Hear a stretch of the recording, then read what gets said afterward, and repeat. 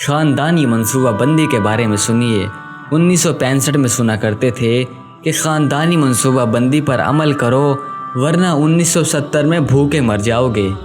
1970 بھی آ گیا، پھر سنتے تھے کہ اگر 1980 تک خاندانی منصوبہ بندی نہ کی تو انسانوں کو کھایا کریں گے۔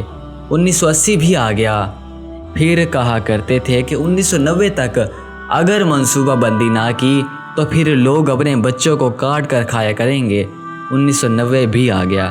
اللہ کے بندو، اللہ تعالیٰ جو نعمتیں آج دے رہے ہیں وہ 1960 والے انسانوں کو نہ تھیں، وہ 1990 والے انسانوں کو نہ تھیں۔ دیکھا آپ نے، اللہ تعالیٰ رزق بھی بڑھا دیتا ہے۔ جب آدم علیہ السلام تھے تو دنیا میں ایک آدمی کا رزق تھا، اور آج اربوں خربوں انسان ہیں۔ اللہ تعالیٰ نے اتنے انسانوں کا رزق عطا فرما دیا ہے۔ حضرت آدم علیہ السلام کے زمانے میں کیا یہ معدنیات نکلتی تھیں؟ نہیں نکلتی تھیں۔